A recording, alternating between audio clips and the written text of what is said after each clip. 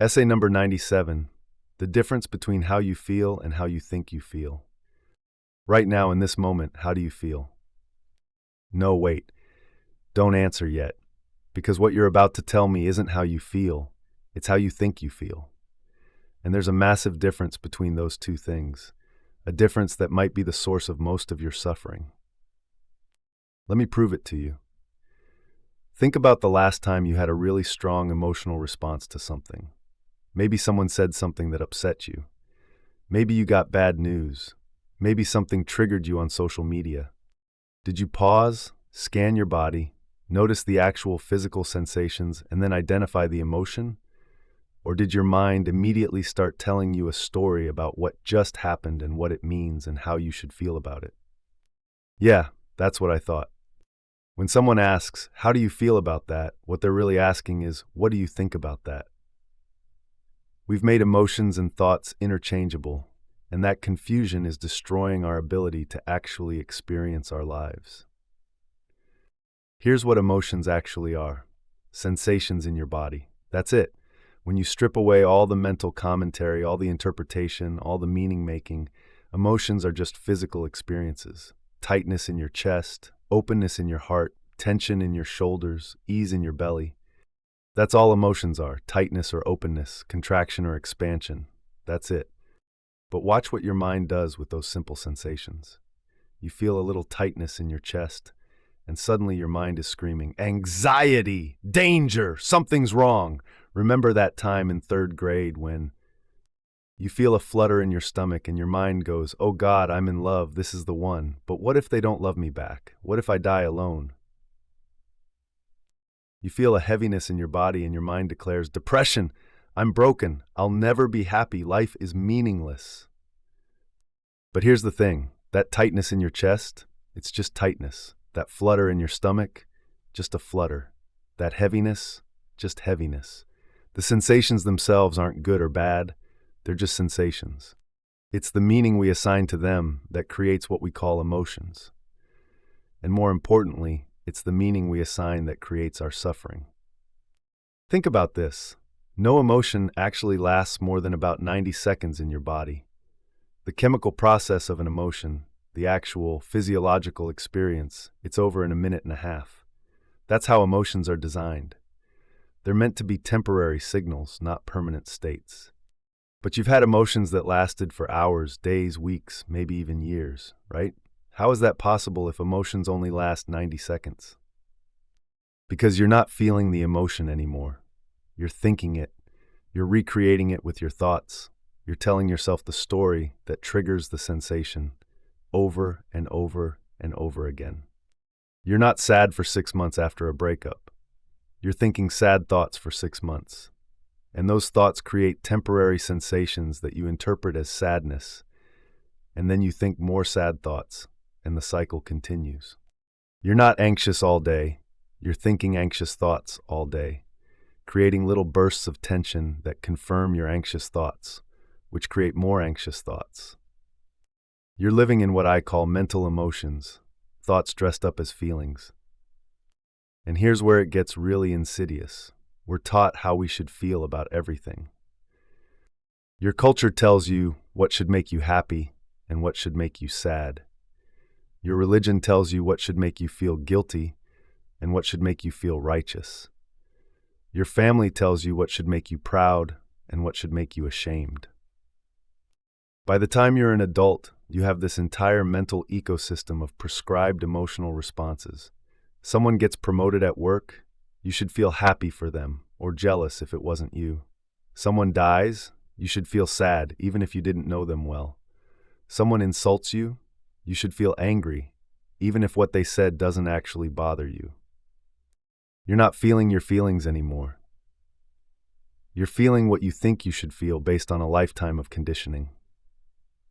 And we've been taught that this is good, that a life worth living is highly emotional, full of passion, full of love, full of dramatic suffering that you heroically overcome. We think we need to have strong opinions and strong emotional responses to everything, or we don't matter, we don't count, we're not really living. But what if I told you that's all bullshit? What if I told you that your actual emotions, your real, authentic, body-based feelings are actually quiet, subtle, and gentle? Try this experiment. The next time you think you're having a huge emotional experience, stop. Stop the mental commentary. Stop the story. Just scan your body. What's actually there? Maybe there's some tightness in your gut. Maybe there's some heaviness in your chest. Maybe there's some tension in your throat. That's it. That's all. That's all the emotion can actually do to you. Create a temporary physical sensation. Check back in an hour. The sensation will probably be gone. Check back tomorrow. Definitely gone. Unless, of course, you've been thinking about it, recreating it, telling yourself stories about it. Even your intuition, your gut feelings, aren't overwhelming emotional tsunamis. That's why we call it the still small voice within. It's quiet, it's subtle, it's gentle. But we're not comfortable with quiet. We're not comfortable with subtle. We're not comfortable with the inherent stillness within us. So we create mental chaos. We create elaborate emotional dramas. We create stories and meanings and interpretations that turn a simple sensation into a life-defining crisis. And then when that chaos becomes exhausting, because it always does, we wonder why we're so tired, why we're so anxious, why we can't just feel peaceful. The answer is simple. Stop thinking your feelings and start feeling them. When you actually feel your feelings, just the pure sensation without the mental commentary, something amazing happens. You realize they're not scary, they're not overwhelming, they're not bad. Even sadness, even anger, even fear, when you experience them as pure sensation without the story, they're just experiences. They come, they deliver their message, they go. No drama, no suffering, no problem. We actually enjoy all emotions at the appropriate time and to the appropriate extent. We enjoy sadness when we're watching a touching movie. We enjoy fear on a roller coaster. We enjoy anger when we're playing competitive sports. The emotions aren't the problem. The thoughts about the emotions are the problem. Your emotions are always trying to help you. That tightness in your chest when you're about to do something that goes against your values, that's your body saying, hey, maybe reconsider this. That openness in your heart when you're around certain people, that's your body saying, yes, more of this. But we can't hear these gentle messages when we're drowning them out with mental noise. We can't feel the subtle guidance when we're too busy thinking about what we should feel. Here's what changed my life, realizing that there's no such thing as a good or bad emotion. These categories don't exist in nature. They're mental constructs, stories we tell ourselves, judgments we make. The tightness isn't bad, the openness isn't good. They're just different types of information, different types of guidance, different aspects of the full human experience. When you stop judging your emotions, when you stop thinking about them and start just feeling them, your entire life changes. You stop creating suffering on top of pain.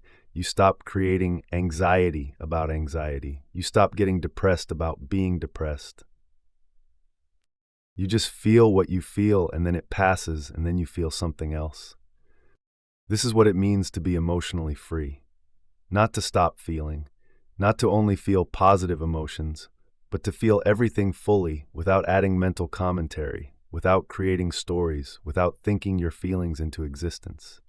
Your thoughts don't create your life, but how you use your thoughts to interpret your emotions. That creates your entire perception of reality. That determines whether you think you're living a good life or a bad one. That decides whether you suffer or thrive. So the next time you think you're feeling something, stop. Drop the story. Drop the interpretation. Drop what you think you should feel. Just notice what's actually happening in your body right now. Is there tightness? Okay, there's tightness. Is there openness? Okay, there's openness. That's all. That's enough. Don't make it mean anything. Don't turn it into a story. Don't use it as evidence for why your life is good or bad. Just feel it, acknowledge it, and let it pass. Because it will pass. It always does, unless you keep thinking it back into existence. Your real feelings are trying to guide you gently, lovingly, wisely. But you can't hear them when you're drowning them out with what you think you feel. Stop thinking your emotions. Start feeling them. Stop creating mental emotions. Start experiencing real ones. Stop living in your head's interpretation of your feelings. Start living in your body's actual experience of them. The difference between how you feel and how you think you feel is the difference between suffering and peace, between drama and presence, between a life of mental chaos and a life of embodied wisdom. Your body knows how to feel. Your mind only knows how to think about feeling. Trust your body. It's been trying to guide you all along. You just haven't been listening. Start listening now.